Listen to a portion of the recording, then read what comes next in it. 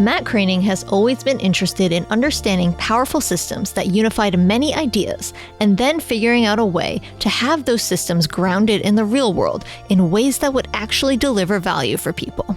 As the CTO and co-founder of Expanse, that's exactly what he's doing today. Expanse is helping to solve huge security and operations problem and build a system of record to track all of your IT across the internet. If it sounds complicated, that's because it is, but it's also important work, and Matt was happy to share what all of it means on this episode of IT Visionaries. Enjoy the conversation. IT Visionaries is created by the team at mission.org and brought to you by the Salesforce Customer 360 platform, the #1 cloud platform for digital transformation of every experience. Build connected experience, empower every employee, and deliver continuous innovation with the customer at the center of everything you do. Learn more at salesforce.com/platform. This podcast is created by the team at mission.org. Welcome to another episode of IT Visionaries. I'm Ian Faison, Chief Content Officer here at mission.org. And on the other line, Matt, what's going on? Hello. Thanks so much. Very excited to be here. Yeah, we are excited to have you. So we are excited to talk to you today about all the things that are going on at Expanse. We're going to talk about, is the internet broken? What's going on with the internet? And much more from your career. So first, how did you get into technology in the first place? Sure. So I think I've always been interested in kind of, I'd say, I guess it's called STEM now since a very early age. So I was always interested in math since really age 2 and beyond. My mom has stories about kind of, trying to explain infinity to me as a 3-year-old. And I was always very interested in those structures. But I think I really started to fall in love with engineering in 4th grade. And I remember the exact moment. I had an absolutely amazing elementary school math and science teacher, Fred Sullivan, and we'd do labs with electricity. And I still remember the moment of we'd hook up batteries in series, the light bulbs would get brighter all of a sudden. And then my instinct immediately was, I wonder if it always does that. And within 5 minutes, I'd actually hooked up 20 batteries in series and lit up the entire classroom very brightly and burned out the light bulb in probably a fraction of a second. And that's when I really started to fall in love with engineering, because all of a sudden, all of these ideas that I knew in these very cool constructs could actually be translated into real world things, and they can be made really big. And for a 9-year-old, that was absolute catnip. And I think kind of ever since I've explored a number of areas, but it was always how to translate these very cool, powerful, abstract ideas into something that is actually concrete. And it began by me burning out light bulbs, and quite a lot of them in 4th grade. Did you have some crazy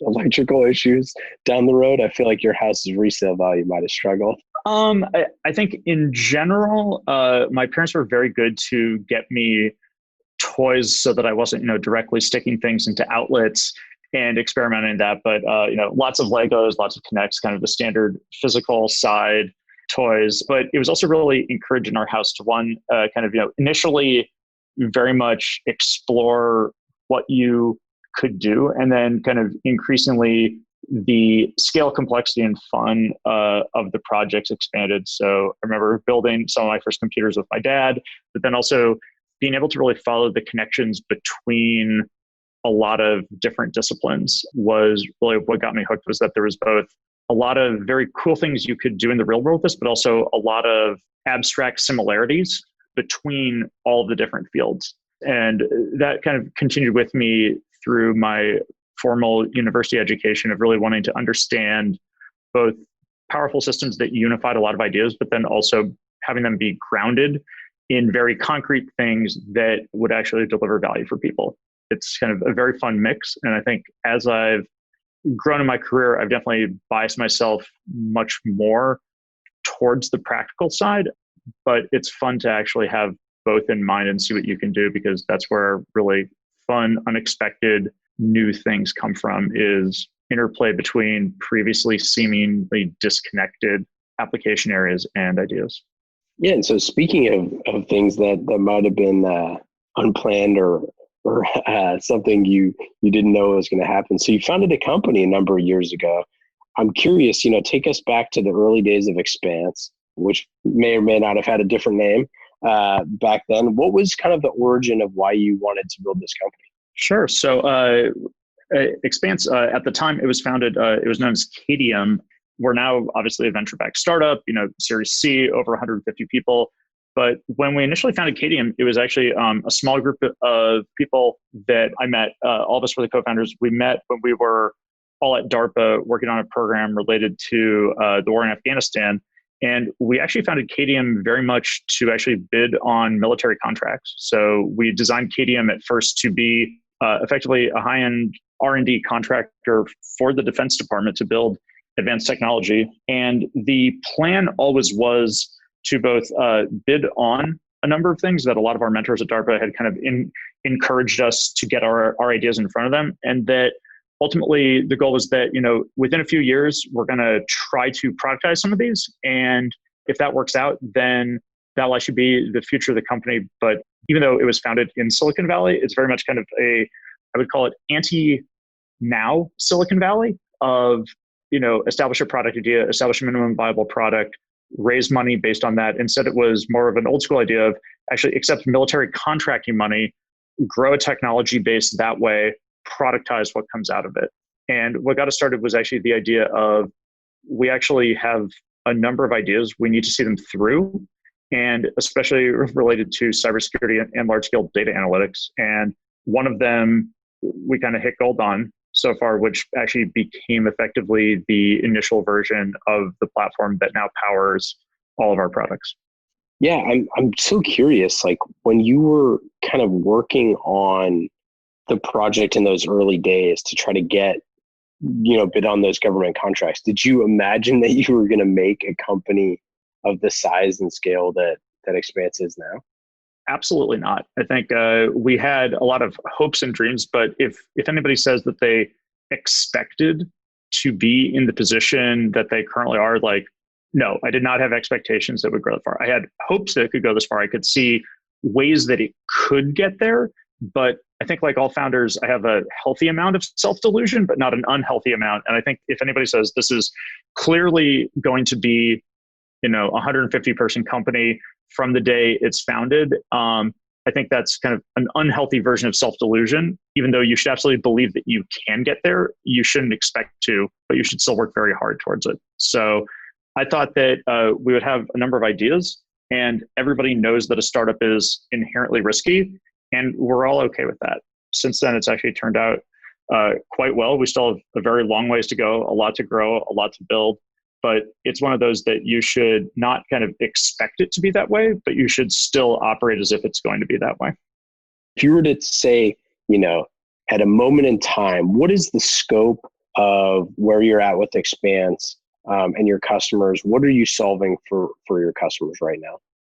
Overall, the biggest problem that our customers have is that none of them actually know where all of their IT on the internet is deployed, what state it's in, and what risk it poses. So the problem that Expanse is solving for our customers is both a technology problem and then ultimately a management problem. One, we've built a very large scale platform that we operate on the internet that enables Expanse to, in near real time, find all customer IT on the internet without them needing to tell us anything. But also critically, it includes an operations platform as well that allows them to actually effectively wrangle, control, and manage all of the assets that they do have on the internet, including those that they'll discover dynamically over time, and effectively put them under normal IT management processes. And what that actually enables them to do is have a system of record for all of their IT on the internet, whereas previously it's managed by very disparate, decentralized teams. There's no central source of truth. So that's the problem that Expanse is solving for our customers today. So is the internet fundamentally broken? What's the issue with the internet right now that you see? I like that question a lot because I think it's one that people ask, and it actually allows for a really nice multi-level answer. So kind of on a number of ways, obviously the internet is not broken at all. It is both, working right now. We ourselves are talking over an internet connection. It's growing. It's a huge engine for commerce, but I think it's showing a lot of strains of different ways it both was and was not architected, and also strains of how it is actually being used by organizations in practice, even if it's not supposed to be operated in that way. I think in particular, when you look at the initial designs of the internet, hands down, the first one is that security was actually not a primary concern of the internet in multiple levels of initial architecture decisions. And therefore, we have a number of different patches at many different scales and in many different places for internet architecture, both in terms of protocols that are used and are commonly deployed on the internet, to how software itself is developed to be run in decentralized applications on the internet, to even how infrastructure providers do and do not provide various aspects of security on the internet. So I think that's one side, but there's another side that I think is actually getting worse. And this is actually how, in principle, organizations as a whole are actually using IT on the internet. And a lot of this is actually repeating similar problems of more or less a business imperative to, at the highest level, digitally transform, is meaning that most security guidelines for how businesses should actually digitally transform themselves and be on the internet are effectively getting ignored or only paid lip service to, as they're throwing huge amounts of IT online with actually no near-term concern for a lot of the downstream consequences that will have. And then also going forward, the Internet of Things and the vendors and manufacturers responsible for them that are actually creating holistic internet insecurity by effectively deploying devices on the internet with no security or very little security baked in. Yeah. So kind of expand on that, because I think that's something that, we've touched on a little bit on the show in the past, but never really dove in on. Like, is it kind of the responsibility of those folks to build security in? Like, it comes to mind back, 20 years ago, nothing was, HTTPS, and now, every single, organization that we do business with or have any sort of, our banks and all those sort of stuff obviously have those types of security settings. So like, where does the responsibility lie? Sure. So I'll kind of frame this too, one is that for most ordinary people, all of this seems both very abstract and can be sometimes confusing, because I think from the perspective of most users of the internet really is kind of what they experience on their mobile phone and in their browsers. And there it appears to be really going awesome. Like, we have apps that are beautiful, very responsive, can push all sorts of content. I think the challenge for a lot of people is that that's only kind of half of the internet. There's the entire other half that is the part that services and supports all of those applications. And that's basically the infrastructure of the internet, both for routing and a variety of other networking tasks, and then also the servers that increasingly serve up the content that are then accessed by our primary consumer devices. And I think what we've seen on that side is that organizations are starting to understand that they need to invest at least in kind of core areas of security, but they tend to be very both point focused on kind of thinking that they can only say, okay, we're going to have a small core of items, let's secure that. And, everything else is going to be effectively a lower priority. We'll get to it at some point, as opposed to saying we need to holistically be secure by default everywhere.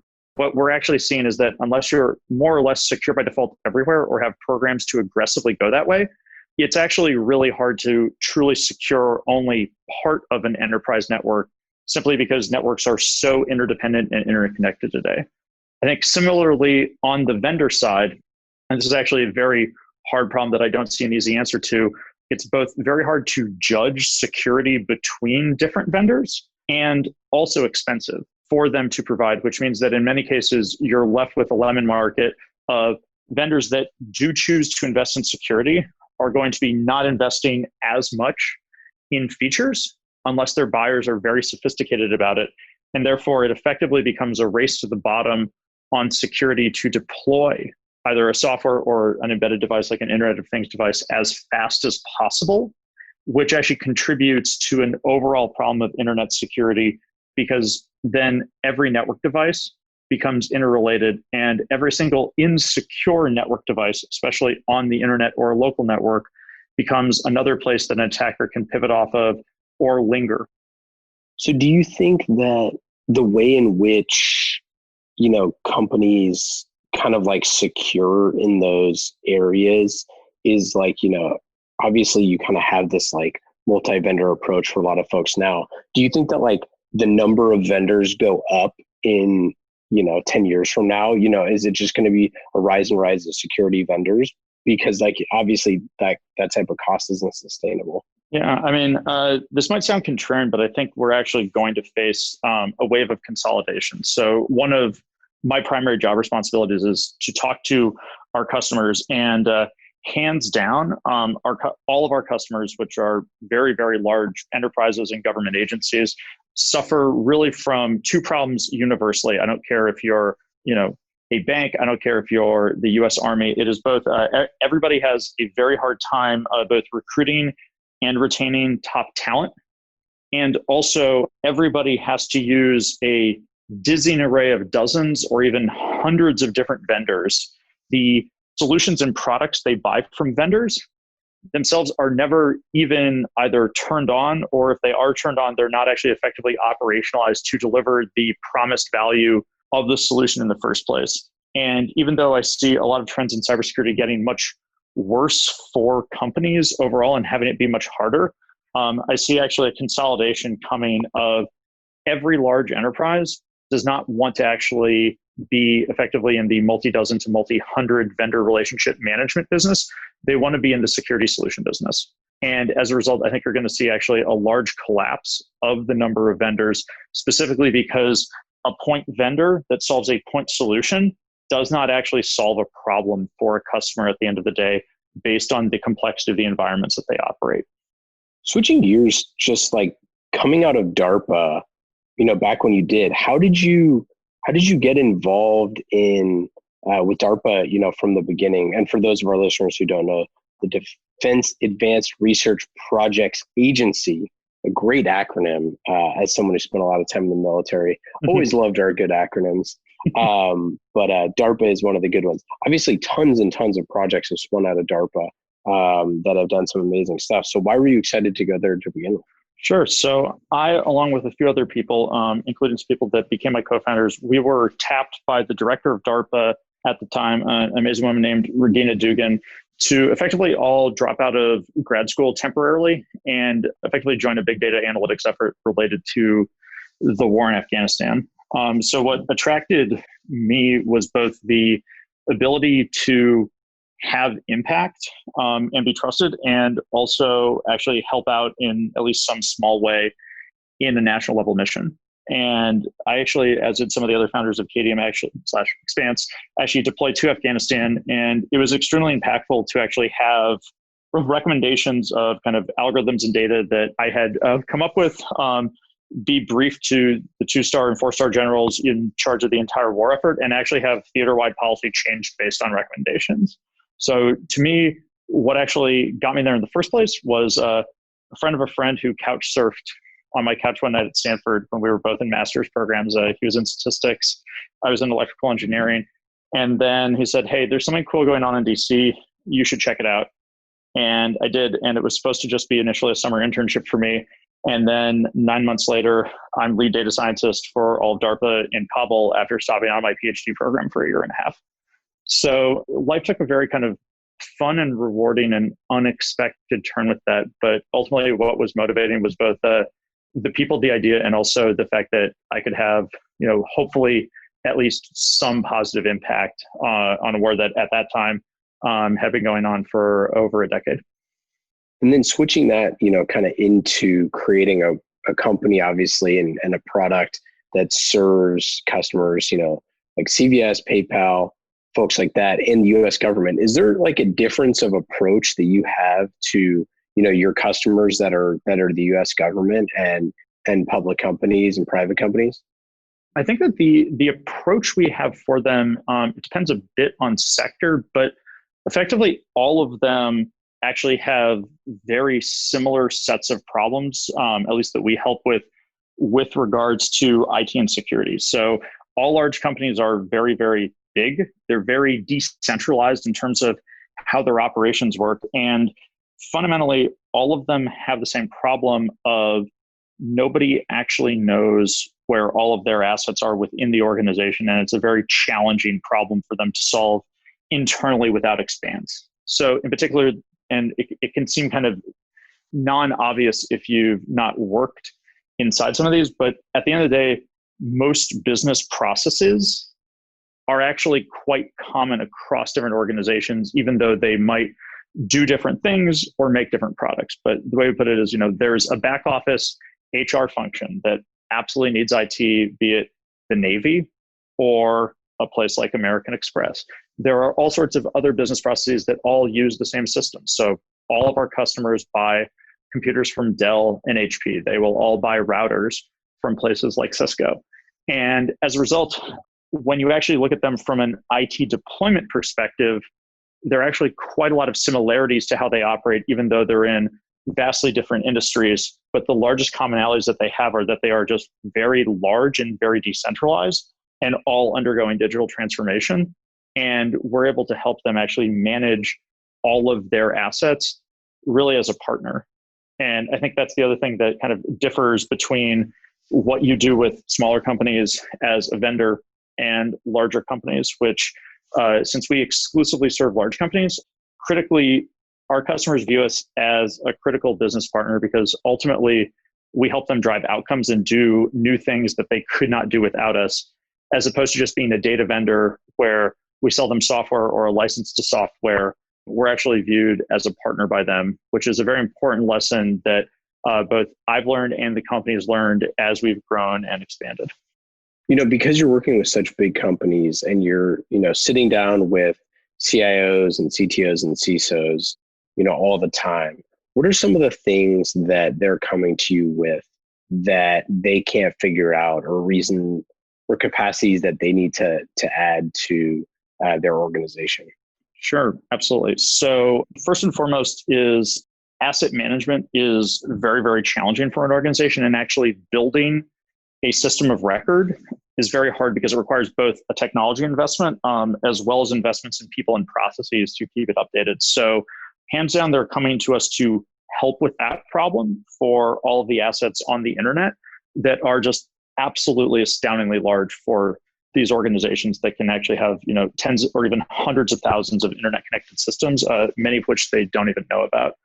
What they're also looking for us to do is actually help them improve really the rest of their investments. And specifically, this actually goes to our primary job is to actually get all of the data that we see into the other enterprise systems and other enterprise processes that our customers have, so that rather than just being a point solution, we're actually making other parts and other components of their business that much more responsive and that much more valuable. So as an example, our data can feed into a variety of systems such as configuration management database systems or CMDBs.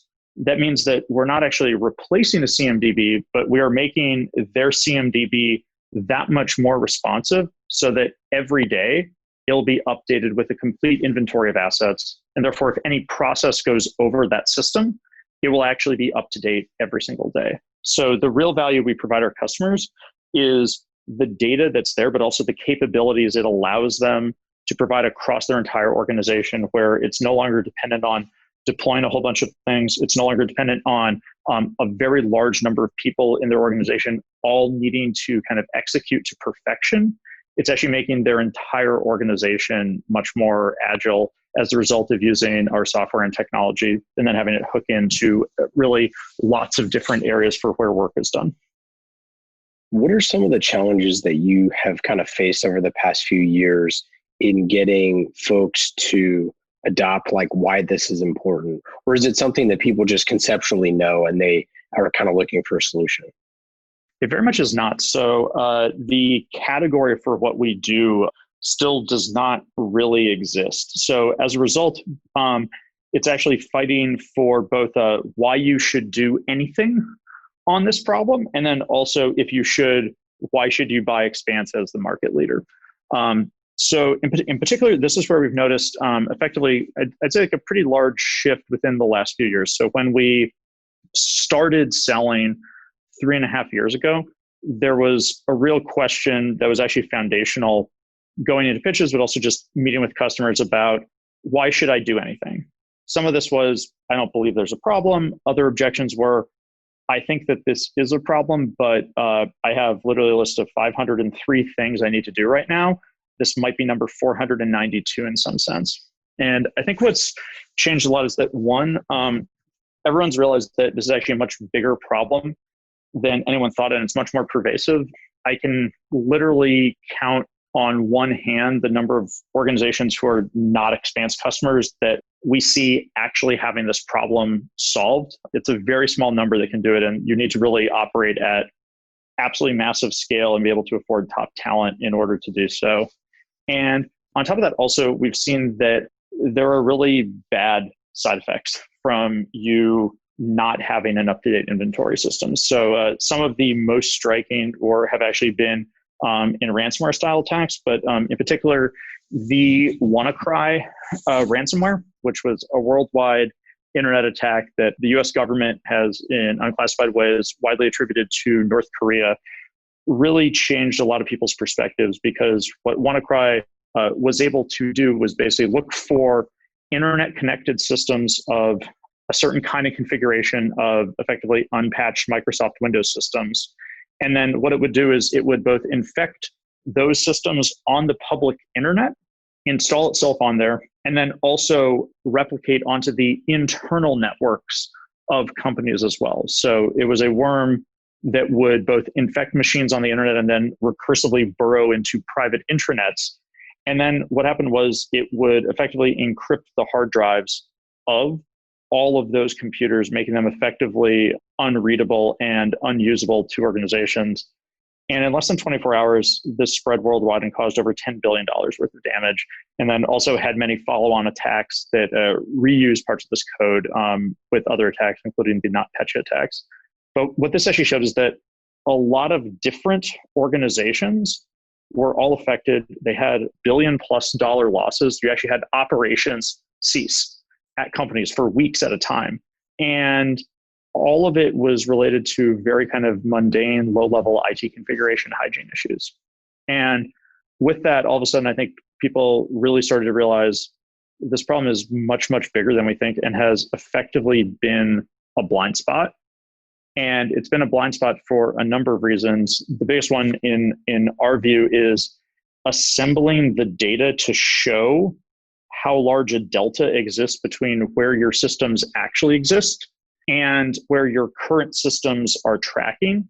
That itself was impossible for organizations to solve, and therefore they could never internally quantify how large the problem was, and therefore they could never internally come up with any justification for how a substantial amount of resources should be allocated to solve this problem. Do you find that when you're talking to an organization that you have, the CIO, the CISO, the CTO, like how many different, do you have the CMO in there? How many different folks are touching security and technology and kind of that conversation? I think in practice, it usually is a relatively small number of roles. So you mentioned CIO, CISO, CTO. In effect, what will happen is, although kind of security is supposed to be everyone's responsibility, it actually does fall on a cognizant official. And the trick is that even though systems that may be owned by some executive, let's say marketing systems, they're ostensibly owned by the CMO, they actually have effectively dual responsibilities and dual reporting into, say, the CISO for security. What we find is that we will actually go on the technology side, specifically because even though certain departments may be responsible for more problems, all of our commercial customers, hands down, the most common complaint is the marketing team. And I love our marketing team too. So this isn't meant against marketing team. I'm just reporting what our customers tell me, but it's also borne out in our data. And for our government customers, it is always third-party contractors doing things on their behalf that lead to a lot of assets that are unaccounted for or not run through central IT and IT security processes. The reason that we actually go to the CIO and the CISO of organizations is it's really an all-of-organization problem, in that even if you could in principle secure, say, all marketing devices, the real problem is actually, as a company, you need a comprehensive program across all of your divisions. Otherwise, if you only solve it in piecemeal ways, the overall problem and the overall management issue still remains of you have assets that are unaccounted for, and therefore you actually don't know how to defend that which you do not know of. So ultimately, it is actually an all of company sale, and that's why it's CIO and CISO. Yeah, that makes sense. I mean, and that's kind of, there's so many different folks within an organization that are buying technology now. That's why I was so curious, like how many different stakeholders, are you looking at that are part of this? Yeah, well, and ultimately, the places our technology will be used is by a large number of people. But ultimately, it is how do you actually have an IT and security and governance framework for anything that shows up on the internet? And kind of an example of this is really the problems that our customers face are that they're no longer a central gatekeeper of all IT purchasing. Yet at the same time, they are in some ways, in some very, very real ways, still effectively accountable for all the IT and IT incidents that the organization uses, even if it was not approved by them. So as an example, nearly all of our customers are actually hybrid cloud and multi-cloud customers. They all still have some data centers, they're in multiple clouds, but they might only be tracking part of where their cloud deployments are because anyone in their organization with a purchasing card can effectively become an IT systems administrator if they want to be, just by signing up with Amazon. And that's really, again, the problems that everyone faces are massive decentralized action that can move very fast to accomplish quite a bit, but without the ability to actually rein in and holistically manage all of the IT that's going on within their organization, even if it was not centrally approved by them or procured by them. Yeah, I mean, we were talking to a CIO recently, and they're saying how anytime you want to launch an initiative, don't use the term governance, because it's like if you're like, hey, let's have a governance meeting, nobody will show up and everybody will feel kind of threatened. But the converse of that is you do need to have some level of governance and understanding. Have you found that to be the case?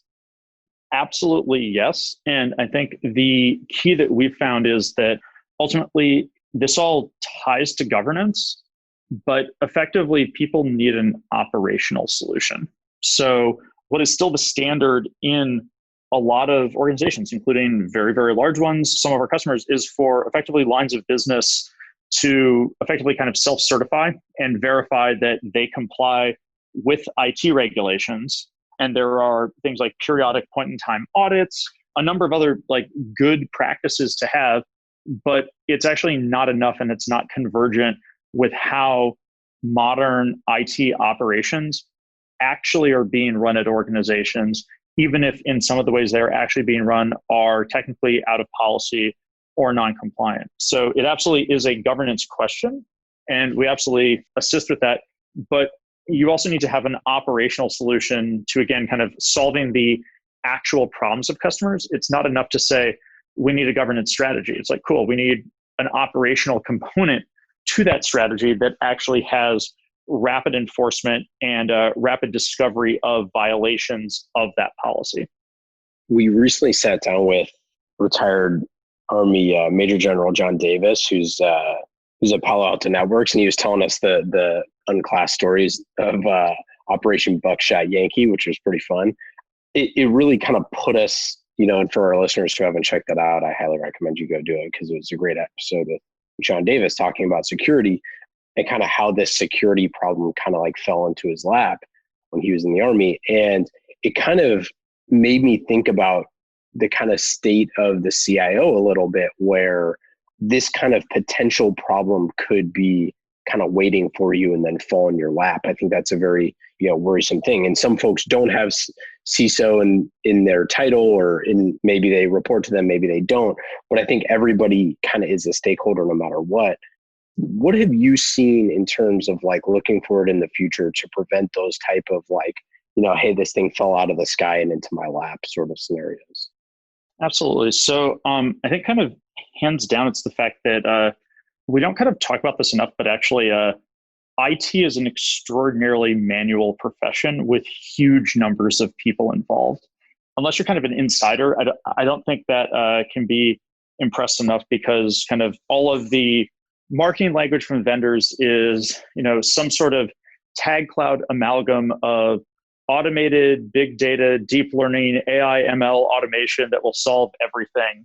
And in almost all cases, it is basically a fiction compared to the marketing claims of these things of these vendors. In fact, it involves large numbers of people. So I think Buckshot Yankee is a great example of where, based on my unclassified understanding, there was some service member or contractor plugged in a USB drive that had been infected with the agent.bits malware into a computer that was classified. And it spread among our systems that way. And the action itself in the after action was, of course, out of policy. There are all sorts of regulations governing, you shall not put a thumb drive that's not approved into a Department of Defense information system. And you had some individual saying, look, I know it's out of policy, but I'm in a deployed environment, working really hard. And I know it's out of policy, but I also really need to move files or do something. And I'm going to do this one time, and it probably won't be that bad an idea. And we'd actually see the same things for things like what created the WannaCry vulnerabilities. IT and security administrators saying, I know it's out of policy to, in this case, have a Microsoft file sharing service, specifically SMB, out on the internet, but we have so much to do, we'll fix it some other time. In all cases, there actually are very human errors that are on pretty much IT basics. And the real problem is that we do not have a pervasive and efficient way to actually ensure that even baseline policies are being followed all the time. Instead, there's actually a whole bunch of effectively trying to trust, but not quite trusting the people, and definitely not verifying anything. So I think going forward, what we actually need and demand in order to both kind of scale these systems and ensure security is systems that effectively can certify technically that they actually are meeting various performance criteria. And right now, despite a lot of marketing claims, holistically across enterprises, that is just not being done. But I think overall, we're going to see a very large move towards systems that, yes, are effectively zero trust, but also effectively have principles that we've seen work in some contexts that are called comply to connect, where you effectively have to assert that technically things are being followed. And if they are not, you're not allowed effectively kind of, a waiver that says, well, we know this is being followed most of the time, but here are some exceptions, and we're going to call it secure. That's not going to fly in the future because you're going to need everything to effectively be verified upfront rather than kind of allowing both humans and systems to slide and not actually have technical verification on what they're claiming to do. As CTO, how do you kind of focus your day, focus your team? Are you working on product most of the time? Are you working with, on internal employee stuff? What's your kind of, how do you spread that stuff out? Sure, absolutely. So I think the way that I described it is my job as CTO really changes about every 6 to 9 months. So right now, and if you ask me in a year, it will change a lot. But right now I would call it 3 main responsibilities. One, effectively new product prototypes, and the data science team that supports those reports into me. So there are new product prototypes that we do. That's probably about 1/3 of my time overall in those areas is developing new technology, working with the team to do that. Probably between 1/3 and half my time, these days closer to half, is actually spent with our customers and also with prospects, both really listening to them, learning about their problems, and having that feedback. And then the rest of my time is actually spent working deeply with our primarily engineering and product teams, and also with our marketing team on what is actually our long-term technical strategy. How does that interface and play with our other nearer-term roadmaps? And really, what do we need to be building, not necessarily over the next 6 months, but really over the next 12 months, 18 months, 24 months. So what's next for Expanse? What do those next 18 to 24 months look like? Ooh, for us, well, obviously we want to have kind of a few surprises in store, but I think for us, the real key is becoming the system of record that our customers use to manage all of their internet assets. We find more assets than any of our customers or any other vendor does. And a lot of our focus going forward is really on building the platform that they can use to manage them, and then have all that data feed all of the rest of their enterprise systems, so that all of the investment they've made in other tools, people, and processes are made that much better by our software and our data feeding into them, specifically because if you're one of our customers and let's say that you currently are only tracking, say, 60% of your assets, you could have tens of millions of dollars, in some cases hundreds of millions of dollars of investment and spend in the rest of your tools, and they're actually not solving 40% of your problems. So with Expanse, we really can get you to 100% and allow you to actually manage and control everything that you own. All right, let's get into lightning round. These questions are fast and easy. Just like the Salesforce Customer 360 platform, the #1 cloud platform for digital transformation of every experience, you can go to salesforce.com/platform to learn more about the amazing Customer 360 platform. Go do it. Highly recommend it. We love Salesforce. You will too. Lightning round questions. Matt, are you ready? Right. Hit me. What is your favorite thing to cook or eat? So eat, I would say I'm a huge fan of sushi. Always have been, always will be, ever since really the age of 4. There was a great sushi restaurant we went to that was local in Massachusetts in a hibachi grill. And to cook, I would say really kind of a classic Italian cookbook of Marcella Hazen, a lot of really great recipes. One of my favorite things to cook is actually a recipe from her book.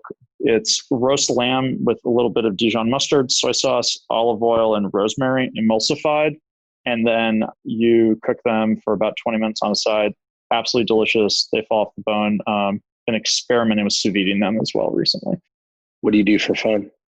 So I think in particular, I like to read a lot. And this is primarily actually certain nonfiction. And then I also really like to learn about the adjacent areas of kind of both tech and applied math that I never really got a chance to. So even though I did a PhD, I always like to keep learning.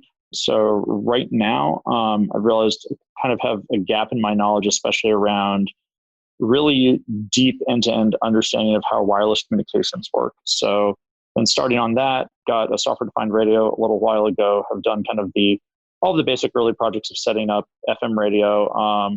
Would actually love to at some point develop my own synthetic aperture radar, which I think would just be a very cool application. It definitely takes a backseat to everything I'm doing at Expanse, but it's a fun side project to keep going to see what I can do and to keep learning different ways. And who knows, there could actually be very interesting applications that affect what we do at Expanse someday that I haven't thought of yet. What book, podcast, show, movie are you excited about or watching right now?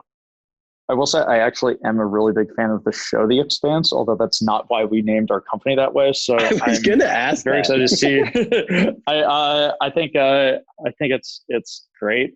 So I'm very much excited about the next season coming up. Left out a good cliffhanger, and really like the character development. In terms of podcasts, are you a belter? What's it? Am I a belter? Which group are you?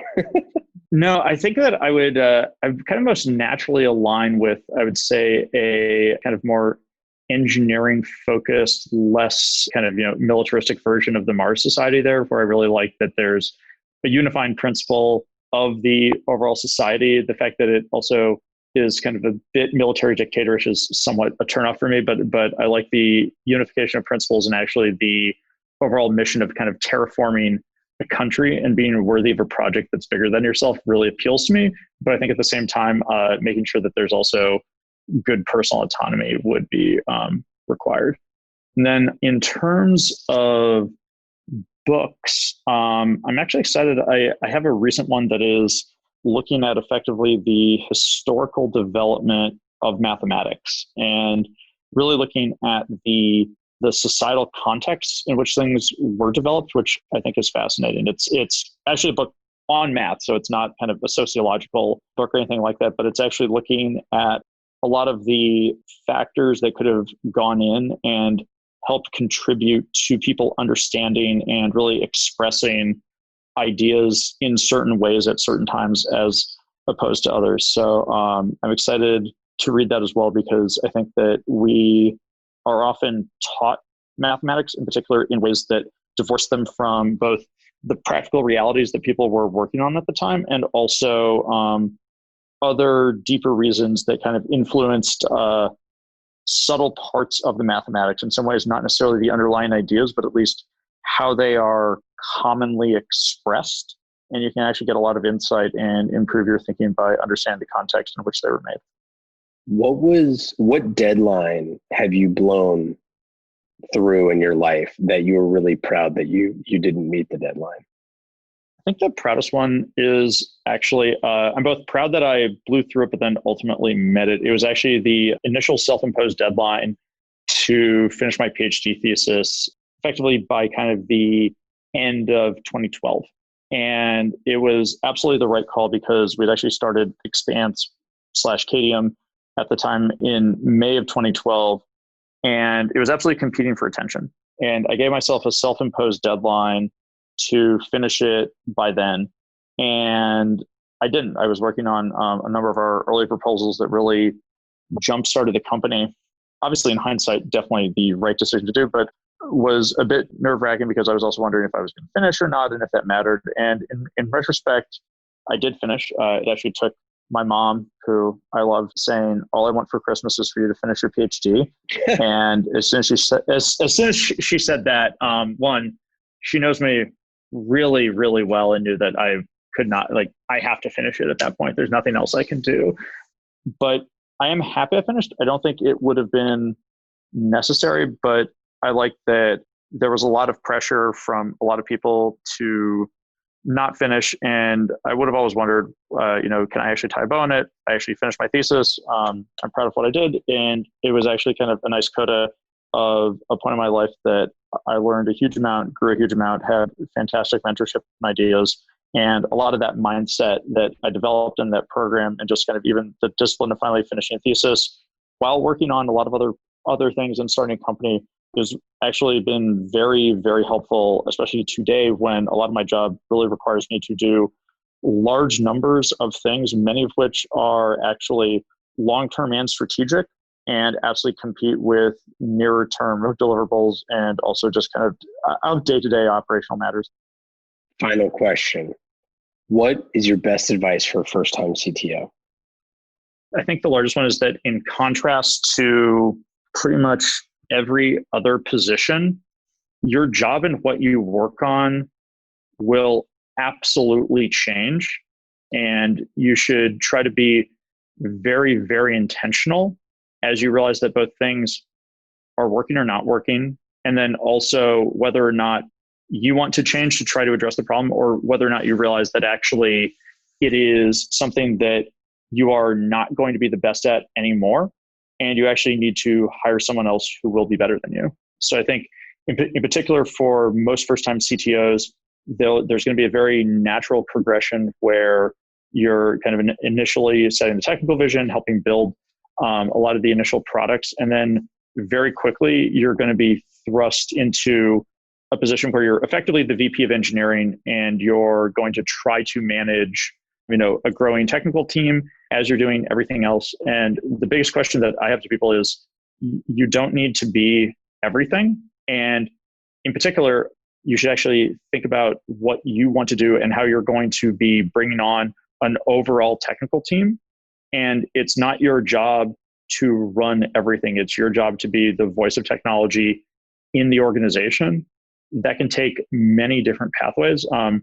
For myself, as a first-time CEO, knew that if I'm going to be managing very large numbers of people, that's actually going to a bit sap my energy because I need some amount of ability to both create and time to think. And that if literally 90+% of all of my time is going to be on management issues, one, I'm probably not going to be the best person for that. Two, at the time, especially the first time doing it, much less experienced than I am now.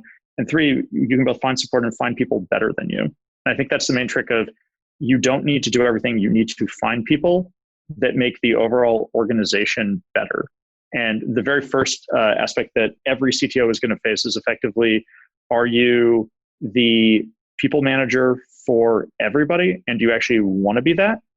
Or do you actually want to have, a partner that usually is going to be an external VP of Eng that you can bring in to really help grow and scale the organization? And then you'll find your unique value adds in other parts and in other ways of the organization. I think being able to ask that question early and often, and not have it seem like a status of diminution, because it will seem like certain responsibilities are going to be taken away from you, when in fact you're actually helping the org grow and are actually being both a good founder and a good executive. I think that lesson will repeat itself over time. And that's the best advice I can give to first-time CTOs is don't be afraid of lots of change in your role, because it will happen. You should actually proactively seek it out and then ask yourself what you are the best in the organization at, and what are you only okay at, or what saps your energy, and find other people that do those activities way better than you, because otherwise you yourself are going to become increasingly ineffective. Awesome. That's all we got. That's it. Thanks for coming on the show, Matt. We really appreciate it. Any final thoughts? Any things to plug? No, I just want to say thanks for the opportunity to come on. Really exciting discussion, and thank you so much. Take care. Okay. Bye-bye. IT Visionaries is created by the team at mission.org and brought to you by the Salesforce Customer 360 platform, the #1 cloud platform for digital transformation of every experience. Build connected experience, empower every employee, and deliver continuous innovation with the customer at the center of everything you do. Learn more at salesforce.com/platform.